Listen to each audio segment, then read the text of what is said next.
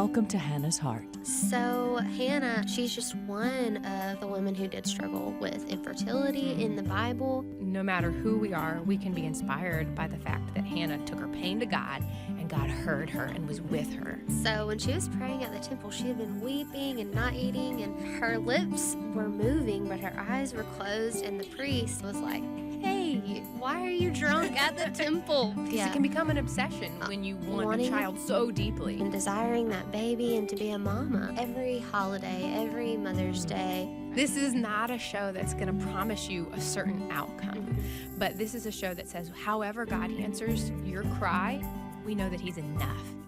Hey, I'm Ann. And I'm Kendra, and you're listening to Hannah's Heart on American Family Radio. Hey, if you're new to our show, welcome. You can follow us also on Facebook, on Instagram, on YouTube, all of the different places. We are a radio show and podcast for couples who are struggling with infertility or miscarriage. And if God is building your family in a unique way, we want to be with you through that process. We know it's brutal. That was our story. And we know that God is your rock, and He's enough, and He can carry you through. That's right. So that was a really good introduction for what we're going to be talking about today. And I think our special guest on today, she didn't expect anything of what they were going to walk through. And so if you're watching, you can see we have someone in studio with us today, Lianna Reeder, a new friend of mine. Hi. I'm so glad that you're here. Thank you for being here today. Thank you for having me. For sure. I was told by another good friend of Hannah's Heart, probably a year ago, she's like, you just have to have her on. Like, you have to have her on. She's got not leave us wrong, infertility, snowflake adoption, foster care adoption, all the things. So many things, that y'all have walked through that we have talked about, all of those on our show. And so, which it's a funny thing, but we all know, there's tears behind all of those decisions and things that we walk through. So I appreciate you being willing to share your story. I know that God's going to use whoever listens to this is going to be able to use your story to encourage them to either be willing to walk through what you've been walking through, or maybe on how to be there for someone else who's walking through that. Right. And that's what I've always, just asked God just to help me be ready when it's a time to tell that story. So that's why I'm here today. Welcome. Get some practice in. Yes. Okay, so let's just start with you telling us about your husband and your kiddos right now, and then we'll get into how you came to have those kiddos. Okay. So I'm married to Matthew Reeder. We went to college together. We're college sweethearts at Blue Mountain College, now Blue Mountain Christian University. We've been married for 14 years. That sounds like a grown-up that has their life together, but it doesn't always feel like it. No, it doesn't always feel like it. 14 years, that's a lot of life. It is. So, yeah, he is a math teacher and a high school soccer coach, and I'm a teacher as well. And we have 4 children. Isaac is 11. Emmy is 9. Willa Kate is 8. We just had birthdays, so I had to do that calculation as well. And Kobe is 4. And so that's our family. That's our family. And it might not look the way that you pictured your family is going to look. Definitely does not. All 4 of our children are adopted through foster care, and so they are African American. And our family looks a lot different, but that's what makes our story very unique. Yeah, and beautiful. Yes. Yeah.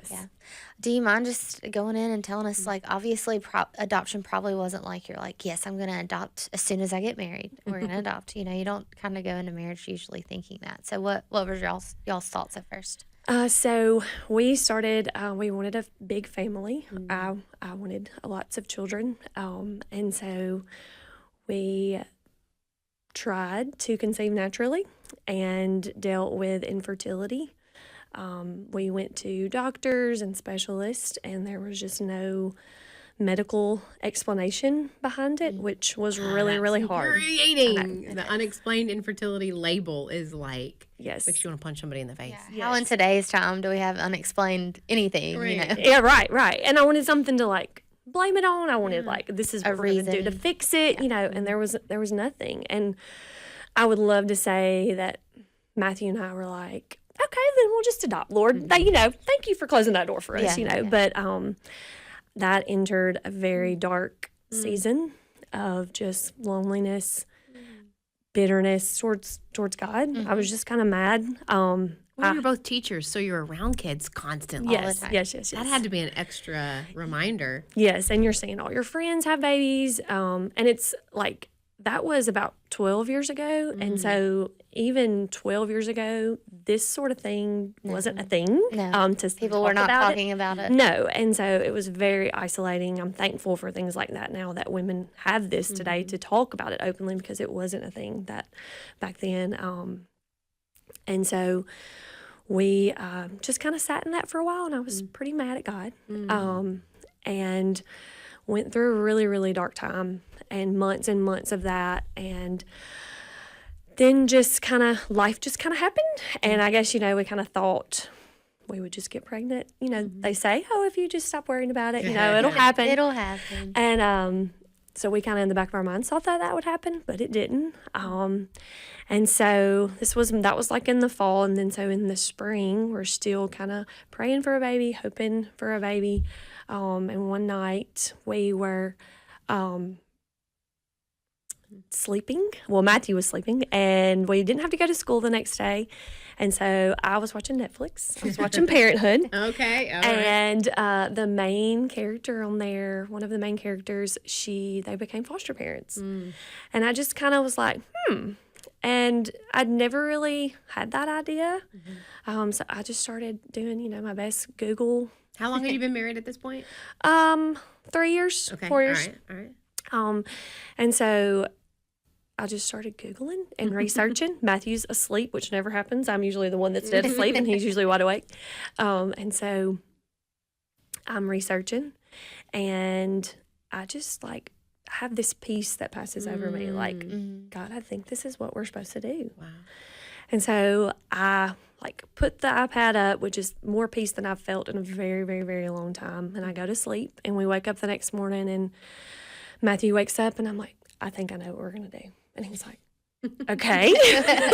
I'm like, we're going to be foster parents. And he's like, okay, where did you, and so I go down the whole rabbit hole with him, show him all the things. And so he's like, well, let's call my mom because she's a school nurse and she has lots of, contacts in that area. And so we call her, and she was like, well, I was actually going to mention that to y'all, but I was just waiting for the right time. Wow. And so she's like, let's call this guy. He's the head of this certain county that I know really well. And so we were out of school that day, and he's like, well, why don't you just come in and sit down and we'll just talk about it. And so we go in, and he's telling us all the things that we have to do to get licensed. And we're like, okay, that sounds reasonable. Okay. And he's like, well, actually, you have to go through these classes. And they are usually in other counties, far off. He said, but this month they're going to be right in Lee County where you are. And so we're like, okay, God. Open door, open door. Okay. And so we're like, well, sign us up. And so a few weeks later, we were in classes, and then by the summer, we were licensed to be foster parents. Fast. Wow. Yeah. Very fast for foster care. Yes. And it was just the minute we said that first yes, just God just opened door after door after door. So when you're struggling with infertility, you're thinking a baby's coming. But now with foster care, did you and your husband make decisions about younger children, older children? Yeah, so we told the social worker we would love a baby, but they told us, that just doesn't happen a lot. Back then, I think the process has changed a lot, but we told them we just wanted to foster to adopt. So more so children who were already kind of in that process of being eligible to be adopted. So they're like, well, babies just don't normally, it's just not that category. Right. And so they were like, maybe a toddler. So that's what we kind of prepared the room for. And so we got licensed at the beginning of the summer. So all that was a rush. And then we just kind of waited. And we waited and we waited. And we got phone calls and we never heard back. And so we were teachers. And so 2 weeks before school started, got a phone call about a baby. Wow. Okay. And so they're like, well, his plan has been changed to adoption. He's been with an older foster mom, but she... when he's now eligible to be adopted, she realizes she can't adopt him. She wants a younger couple to be able to raise him. So would you be interested? Wow. And so we're like, okay. And they're like, we're gonna have court in 2 weeks. So it's going to be 2 weeks before you can meet him, and we can, he can come into your home. We're like, okay, well, that's great, because now we have to get a baby room ready. So we spent the next 2 weeks redoing the room with the crib and all of those things. And so in 2 weeks we went and we met our son. And yeah, our life has never been the same. And how long did his adoption take? Because that was quicker since it wasn't just foster care. Right. So his adoption took about 6 months for the wait and all that. And that during that time, we had some family members of his that kind of showed back up. They lived in another state. And so we got to meet them and got to kind of talk about what did it look like for us to kind of be a part of each other's lives. And so we did all that. And then in the spring, he was officially ours. Now, go back. I know you said you had struggled with some anger towards God initially when you found out about infertility and all that. Where in the process did you and God kind of meet up? Settle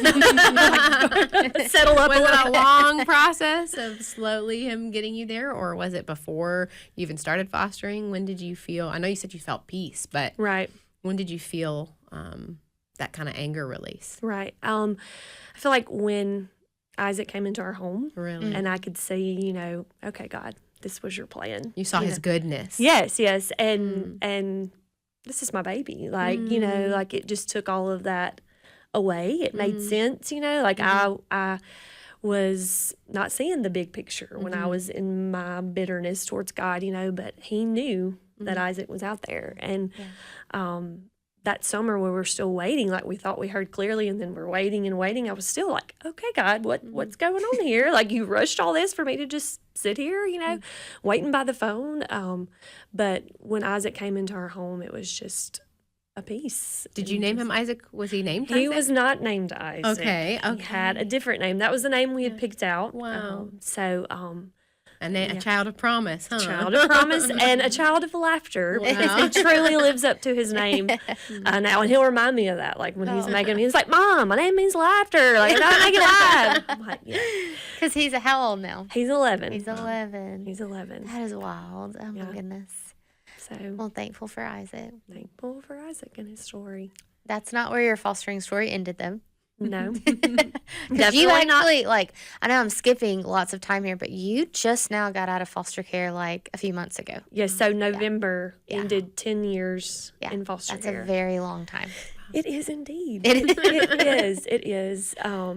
Because the plan was to have a full big family, right? It was. So Isaac's here, and now you're like, okay, this is great, God. So and that kind of figuring all that out, parenting, and we just kind of enjoyed that and just kind of relaxed in that and just kind of took a break for a little while from just fostering, and enjoyed Isaac. And then about a year later, we decided that we wanted to expand our family, however that looked. We had 2 temporary placements for a little while, and it was a crazy emergency yes that we said, and kind of 2 siblings that were the same. One of them was same age as Isaac, and it was just a lot. And so we were kind of questioning, okay, God, is this really what you've called us to again? And so we were kind of in the middle of that, and we got a phone call, and because we were kind of resting from the other 2 siblings, I kind of told my husband, I don't know if we can do this again. And so he gets a phone call, and I don't even know why they called his phone, but because they usually call mine. But he gets a phone call, and I hear him in there, and he's like, yeah, no, I don't think so. I don't think that'd be a good fit or something like that. And I stick my head in the door, and I'm like, what was that? He's like, oh, it was a newborn baby girl. And I was like, what? He's like, we just talked about this. We were just trying to recover from the last 2 that left. What? Why? What? I was like, call them back. That's right, baby. Now. And he was like, oh, you call them. And I was like, okay, I will. And so I called, and it was a newborn African American girl that was in the hospital, like just been born. Whoa. They were like, she's coming home tomorrow, and we need somewhere for her to go. I mean, How like, old was Isaac when you got him So, the first day? he was about 8 months. Okay, so this is like day one now. Newborn, Okay, so yeah. a new phase Yes, for you all. yes. Okay. And so, I mean, like, how can you say no to a newborn that's yeah. coming home from the hospital? You Like, you can't. cannot. You cannot. Got that fresh baby smell still on them, huh? And so the next day, so I'm like, you know, of course, like you said, we've never done a newborn, so I didn't even know what that. I was just like texting all my friends, like, I don't know what I need, but you know what I need, so bring it right now. Like, we're having a baby tomorrow. And so she came the next day, and she was the most beautiful baby I'd ever laid eyes on. And we figured out the newborn stage. And that was You how figured was it out together. A little over a year later from Isaac's adoption. Okay, wow. Yeah, a little over a year. Wow. And so we were a family of 4, and her situation was they didn't know what was going to happen. Her parents just didn't have the capability of taking care of her in the hospital, and the nurses realized that. And so they didn't know if there was family members that, you know, could potentially end up taking her or what. So we just said the craziest yes. We just had faith that this is what God needed us to do in that moment. Just a peace that, you know, it was going to be okay. Yeah. No matter what the ending was, it was going to be okay. And so that was, we called her baby girl for the first few years of her life because we didn't know. And she got to stay with us. And then a year later, her biological sister came to So live wait, with us. what did you end up naming her? Emmy. Emmy. Okay. Emmy. She was Emmy. And so that was a lot of twists and turns with visits and family members and them calling and saying this aunt or this grandmother, you know, might come. We might go to court next week. We don't know what the judge is going to say. And so I'm just, you know. Do you mind describing like those feelings when you get Yeah. that kind of phone call? Like, because you're in love with this baby girl and you know what's at stake if that family member does come, you know, out of the woodwork and, you know, files paperwork like they need to. And what does that feel like? Just, I can't even, really helpless, you know, and just like that grew my faith like no other. Yeah. Just continuing to pray and trust and say, God, you love this baby way more than I do, even though I can't imagine that. And you have a perfect plan. And I've had to tell myself, God, you are the same God that let Isaac stay with us, that, you know, saw that this was what was best for him. And you are going to be the same God that does what's best for Emmy, no matter what the ending looks like. Right. Even if I'm not okay with what the ending looks like, you are the same God.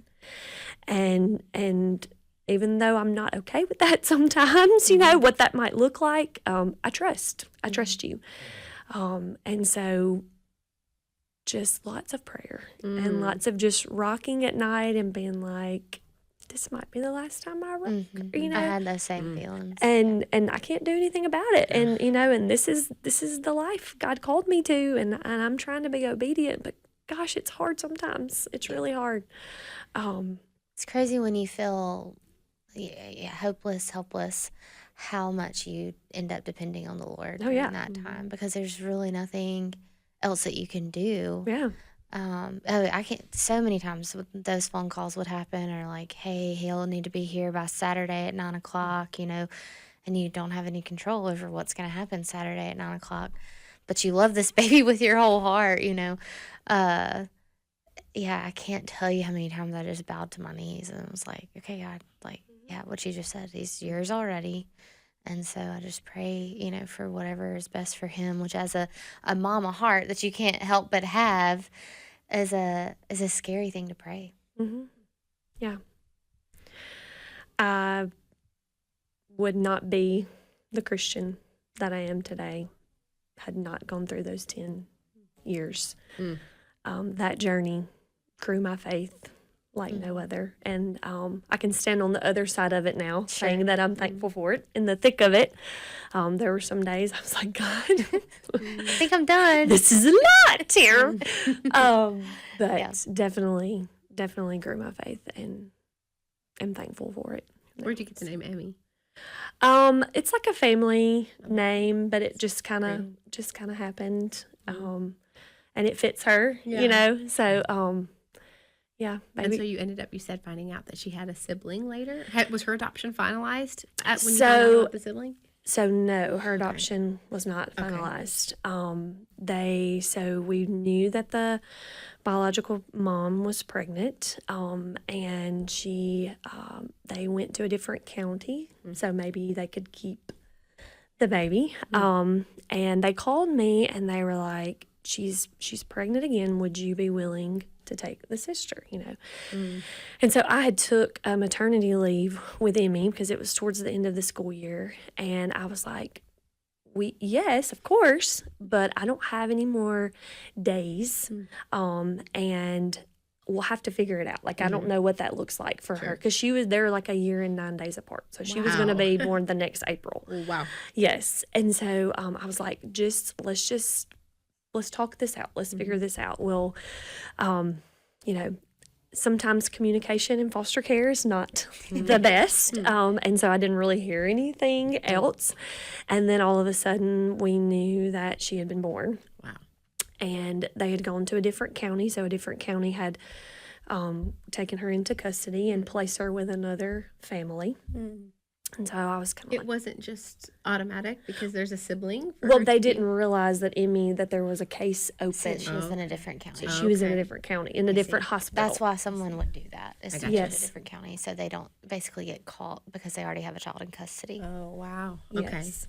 And so by the time they figured all of that out, she was placed with another family. And so they called me and they were like, do you still... You know, I'm like, yes, this is our biological sister. How sweet for them to have each other.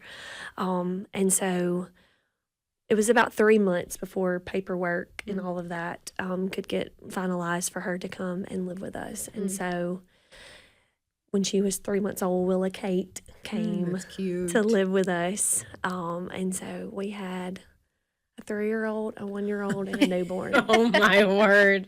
I'm That's when you stretched know just God hearing it. has a sense of humor. And I don't remember much about that time in my life. Like, there's pictures of me from that time period. I'm like, if you say so, if I was there, I really don't remember that much. I don't remember it. It was loud and chaotic and crazy, but, you know, wanted that big family and nothing like I thought it was going to be. But here we are with 3 little ones.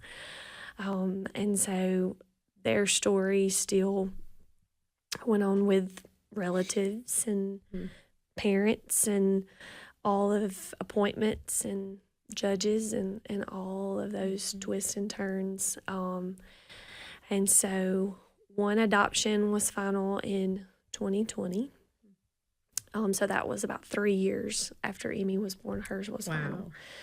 And then the second Willa Kate's adoption was appealed.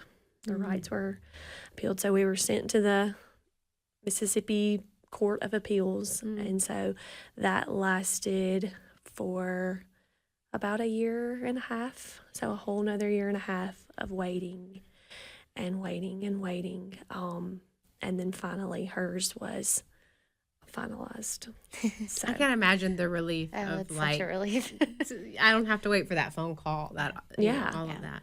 or just, you know, and they were like, well, it's probably going to go through. Like, you know, there's not really anything. I was like, yeah, but like there's still like that in the back of your mind, you know, like there's still that. And, you know, just praying, God, like, please, your will be done. But this is what I would do if I were you, you know. Just like, an idea. it's just a thought here, you know. But we learned later that there was a plan in that waiting and in that time period, because our story isn't over yet. Well, that's a good segue. Wasn't done yet. We're almost out of time. She saw the 2-minute mark. Yeah, I was like, you did perfect. Yeah. I'm trying. I'm getting it here. I'm trying. There will be a part 2. There will be a Sort of part writing it 2. to That's the right. next week. But I think that's so good and beautiful, and just shows you, that God does love those kids more than we ever could, and our biological, adopted, however, they're our kids, but that He does have a plan that's good and beautiful for them, and we just got to be willing to say yes. Yes, and His timing. In His timing. That's right. His timing. Well, like we said, there's a part 2 coming up next week, so you got to come back and listen to how the 4th kiddo came along, and then I think we might have some advice and just encouragement for other foster families that are possibly walking through what Lianna is already on the other side of now. So please come back next week and give us a listen.